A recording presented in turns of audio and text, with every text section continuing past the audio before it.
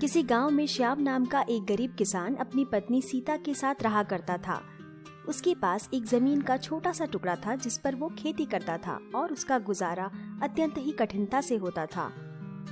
कब तक मेहनत करनी पड़ेगी? इतने साल हो गए पर अभी तक एक घास तक नहीं उगी हमारी जमीन पर। आप दिल छोटा मत करिए, भगवान ने चाहा तो एक दिन हमारा खेत भी हरी हरी घास और फूलों से लहलहा उठेगा।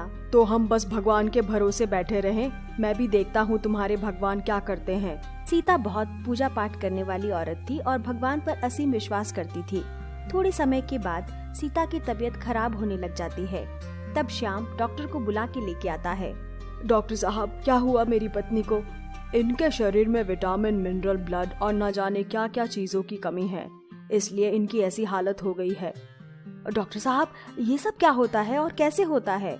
जब इंसान को सही आहार ना मिले तो इन सब चीजों की कमी हो जाती है।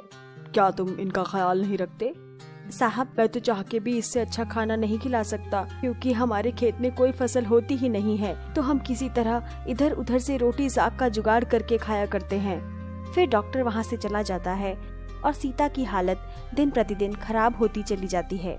श्याम सीता की ये हालत देख के आसपास के व्यापारियों से मदद मांगता है, लेकिन सब उससे मुंह फेर लेते हैं और एक दिन वही होता है जिसका डर था। अब श्याम बिल्कुल अकेला पड़ गया होता है क्योंकि सीता की मौत हो जाती है। फिर श्याम रोते रोते अपने खेत में सीता की लाश को गाड़ देता है और हरदम उदास उदास रहता है। बीवी के मरने के बाद से श्याम का भगवान पर से भरोसा ही उठ जाता है। श्याम भगवान की मूर्ति की पूजा करना छोड़ देता है। कुछ नहीं होता ये भगवान बस पत्थर की मूर्त है। ये मेरी बीवी बेवकूफ थी जो इस मूर्ति की पूजा कर रही थी और इन पर विश्वास किया। श्याम अपनी बीवी की याद में रोने लगता है। एक दिन श्याम सो रहा होता है, तभी उसके सपने में सीता आती है और उससे बोलती है, सुनिए जी, मैंने मुश्किल दिनों के लिए खेत में एक डब्बा गाड़ के रखा था, पर जीते जी मैं आपको नहीं बता पाई, इसलिए आज आपको बताने आई हूँ।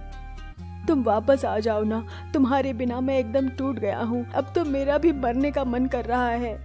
मैं तो हमेशा आपके दिल में आपके साथ ही रहती हूँ, और खबरदार जो मरने की बात की, आप मर जाएंगे तो मैं भी मर जाऊंगी आपके दिल में। यह सब सोचते हुए श्याम की आंखों में आंसू आने लगते हैं और तभी श्याम की आंख खुलती है और सीता के बताए अनुसार वो खेत में जाता है और वहाँ खुदाई करने लगता है। तभी उसका फावड़ा किसी सख्त चीज से टकराता है। अरे ये क्या चीज है जो फावड़े से टकराई? जरूर ये वही डिब्बा होगा जिसके बारे में सीता ने मुझे बताया था। इसके बाद श्याम वो डिब्बा निकालता है और उसे घर लेके जाता है। उसके अंदर एक छोटा सा झोला होता है। जब श्याम झोले को खोलकर देखता है तो उसके अंदर उसे बीज मिलते हैं।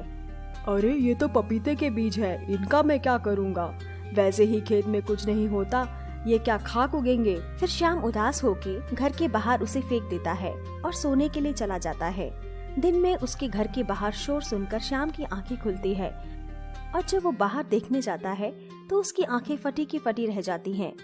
वो देखता है कि उसके खेत में बहुत हरे भरे पपीते के पेड़ हुए हैं, जिन पर बहुत बड़े और मीठे मीठे पपीते लटक रहे हैं। तभी भीड़ में खड़ा एक व्यापारी श्याम से बोलता है, भाई यह पपीता तो बहुत ही दुर्लभ प्रजाति का है। ऐसा पपीता तो मैंने पूरे भारत में कहीं नहीं देखा।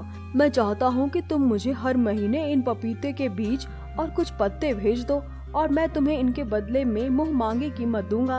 अरे ये भी कोई पूछने की बात है? आपको जितने पपीते चाहिए होंगे मैं दे दिया करूँगा, और आप ही क्यों, मेरे जैसे कितने गरीब किसान हैं, मैं उनको भी फ्री में इसके बीज दूंगा। फिर श्याम अपने जैसे और गरीब किसानों को पपीते के बीज देता है और पूरा गांव हरा भरा हो जाता है। और कुछ ही दिनों में श्याम एक बहुत बड़ा घर बनवा लेता है और उसमें अपनी बीवी का एक मंदिर भी बनवाता है। श्याम मंदिर में जाता है और कहता है, आज मैं जो कुछ भी हूँ सब तुम्हारी वजह से हूँ। मैं तुम्हारा ये एहसान कभी नहीं भूलूंगा सीता। फिर सीता की आत्मा सामने आ जाती है। ये तो एक पत्नी का फर्ज होता है अपने पति की सेवा करना। अब आपको खुश देखकर मुझे भी मुक्ति मिल जाएगी। नहीं, तुम मत जाओ मुझे छोड़कर सीता, मत जाओ। मैं हमेशा आपके साथ आपके दिल में रहूंगी। ये कहकर सीता की आत्मा गायब हो जाती है।